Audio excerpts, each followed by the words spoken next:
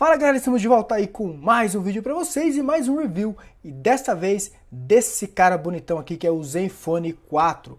O Zenfone 4 é um smartphone aí recém-lançado pela Asus, né? Muita gente está falando dele e ele tem sim um excelente hardware, diferente nas versões anteriores. Mas o grande X da questão é, vale a pena comprar?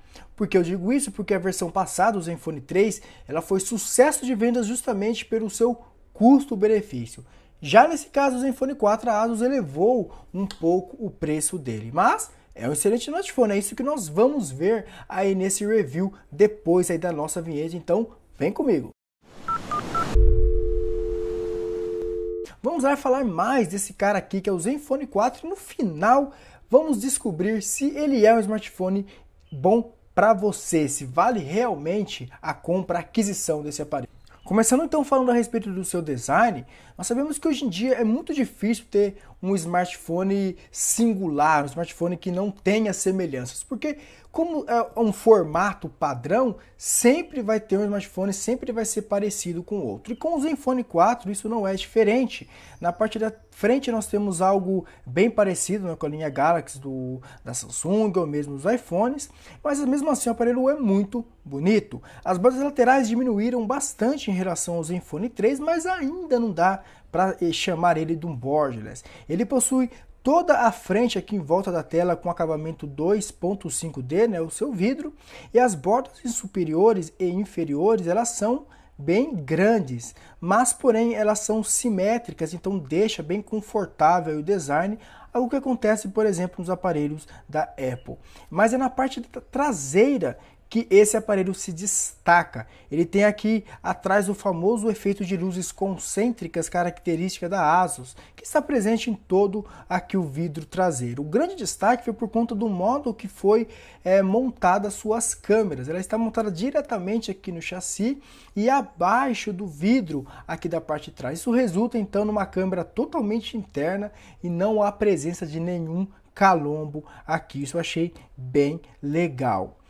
Nós temos uma câmera comum, né, de 85 graus, se não me engano, e a outra que é o diferencial, que é uma wide angle de 120 graus, mas vamos falar mais a respeito disso lá para o final do vídeo. De qualquer modo, é legal que a traseira dele lembra bastante um outro aparelho famoso, que é o Huawei Honor 8. E isso é muito bom, não é algo ruim, porque ele é um dos aparelhos mais bonitos que já passou por aqui, então o Zenfone 4 também acaba sendo um dos aparelhos mais bonitos que eu já testei. Embora ele seja muito fino, né, com apenas 7.7 mm, eu ainda achei o Zenfone 4 um pouco trambolhão e não muito confortável de segurar comparado com concorrentes do mesmo tamanho. O problema não é nem o tamanho dele, que ele é até relativamente compacto nas laterais.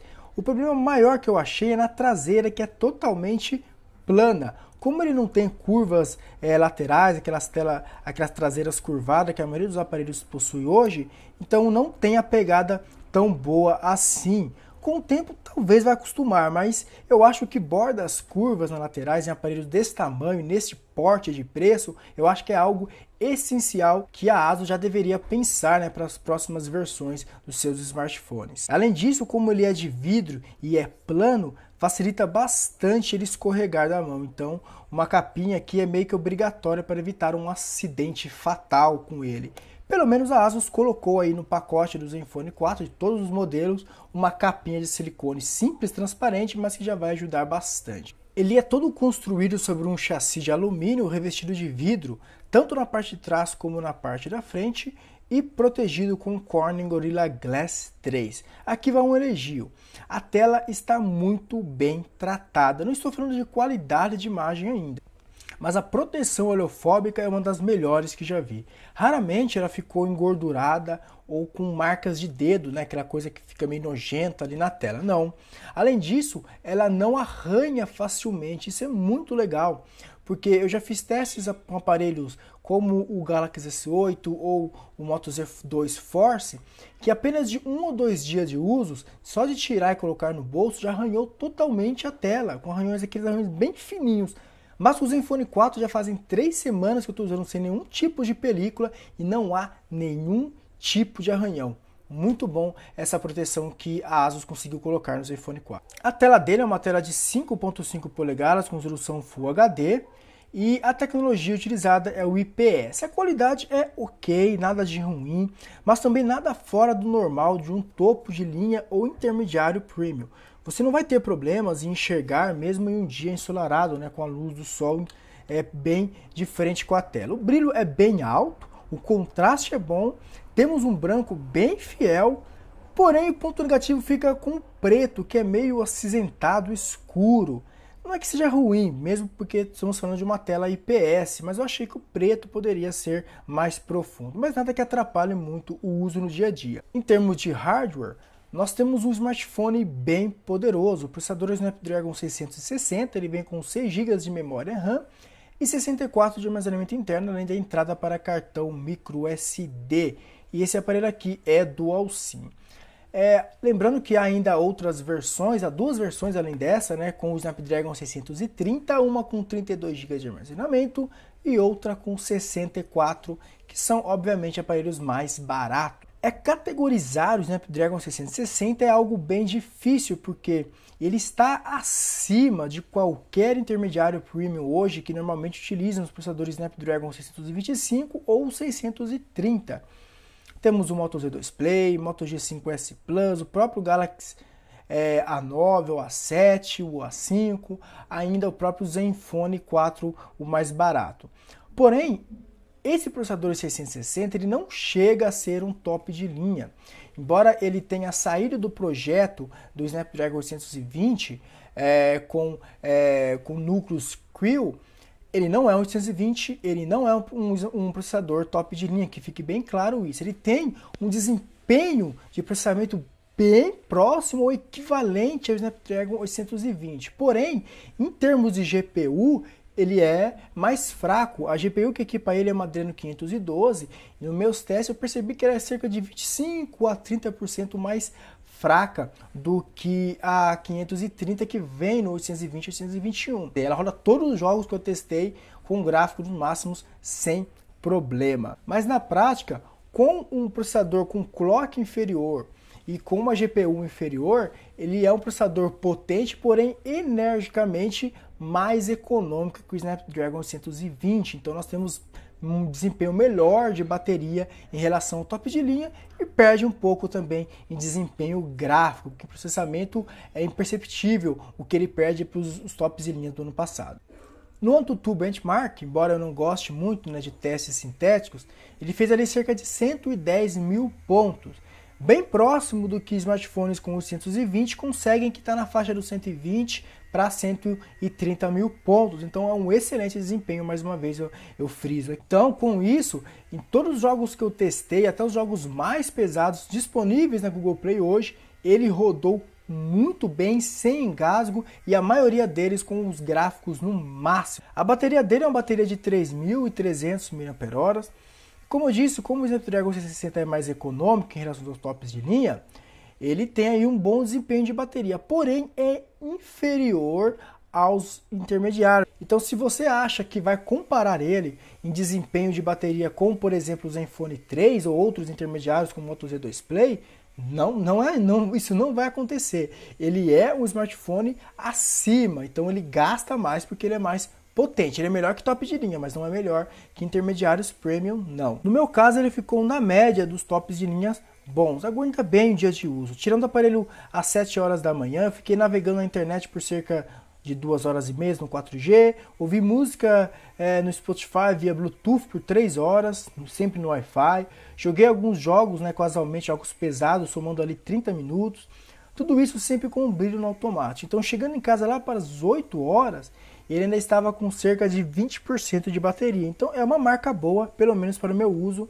ele vai aguentar um dia aí de uso da maioria. Falando das câmeras, o principal apelo de marketing da ASUS para a linha Zenfone 4 foi justamente suas câmeras. Então, com o slogan "Nós amamos fotos", então já mostra aí que o ponto forte desse aparelho são suas câmeras, toda a linha Zenfone na realidade. A câmera frontal ela possui 8 megapixels e abertura f2.0. No papel não parece nada extraordinário, mas eu fiquei bastante impressionado com o desempenho dela. Conta com um modo retrato via software bem eficaz. Notem aí na foto como é que ela aplica de modo muito bem aí o desfoque do fundo. Ela faz o que qualquer aplicativo aí no que tem no Play Store faria, mas fazer isso automático eu achei bem legal e talvez com atualizações isso pode melhorar ainda mais. Mas no geral ela está bem acima da média, e eu falo assim, acima da média até mesmo de smartphones mais tops de linha que estão no mercado hoje no Brasil. Na traseira são duas câmeras, uma principal com 12 megapixels,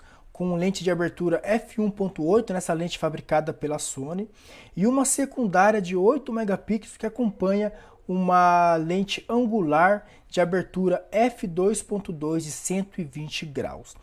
A lente principal tira ótimas fotos em qualquer condição de iluminação, mesmo durante a noite. A perda de detalhes que eu reparei é muito pouca e ele consegue um excelente nível de nitidez. O alcance dinâmico, que é sempre o calcanhar de Aquiles da maioria dos smartphones, é bem equilibrado, não estourando aqueles brancos que pode acontecer, mesmo durante o dia não estoura o céu, ou omitindo detalhes em sombras, potencializando as sombras, não.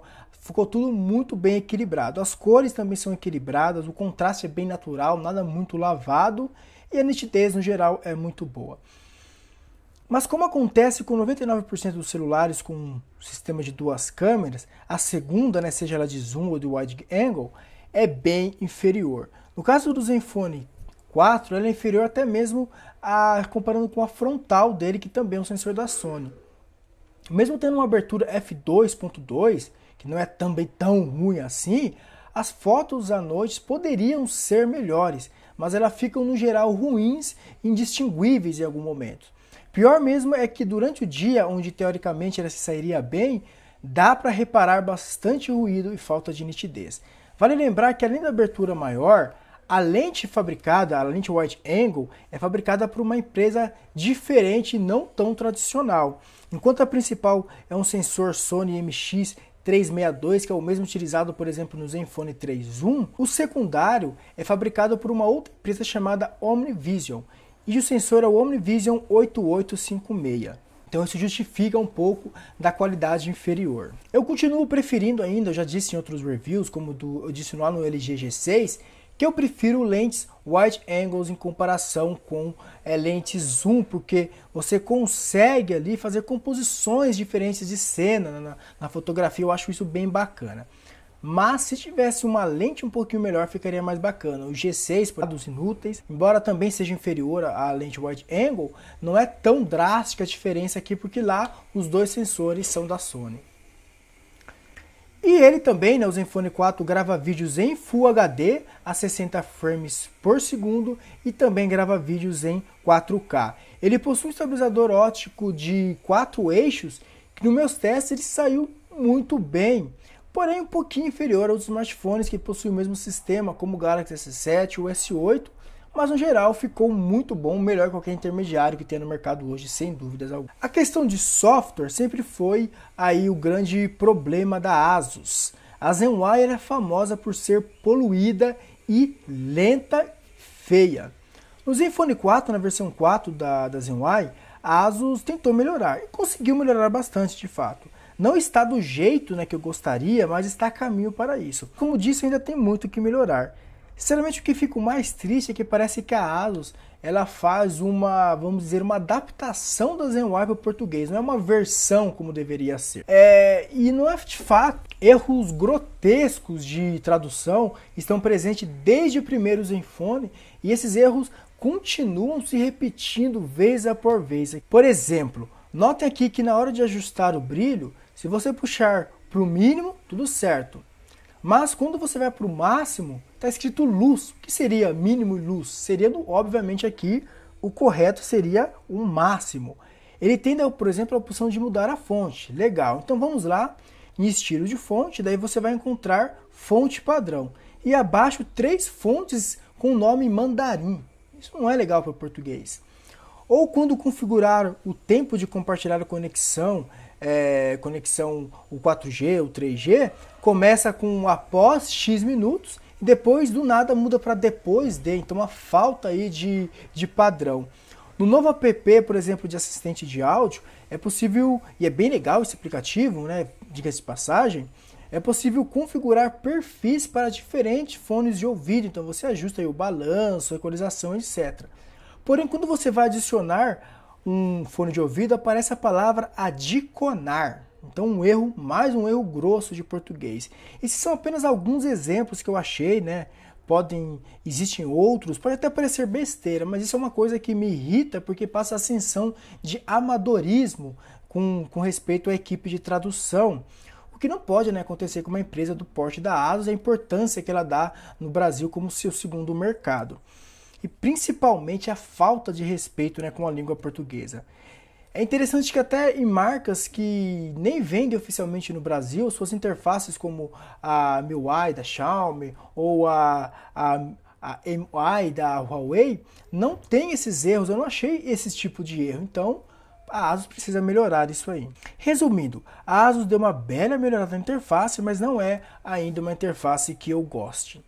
Conclusão, podemos dizer que o Zenfone 4 é uma grande evolução se comparado com o Zenfone 3, que particularmente eu achei um smartphone bom, mas ainda com muita coisa a melhorar. Porém, o preço também aumentou. Mesmo a versão com o Snapdragon 630, que é a versão mais barata, ela também chegou com preço maior do lançamento do Zenfone 3. Mas essa pelo menos está na média. O grande problema é esse cara aqui, que é a versão mais cara com o processador Snapdragon 660. É um problema que a ASUS deve estar ciente.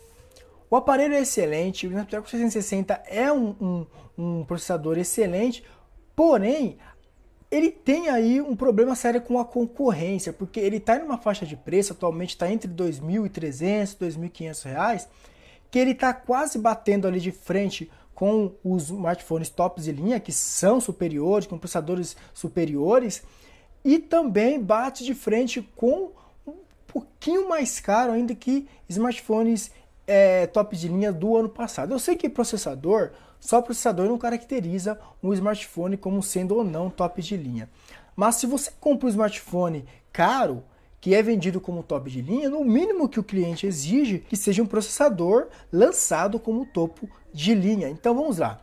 Em termos de concorrência, no preço dele, você tem ali um pouco acima o Galaxy S8, que nós temos que ele é melhor em tudo, na realidade é essa, ele tem tela melhor, ele tem hardware melhor, GPU melhor, câmera melhor, proteção contra água.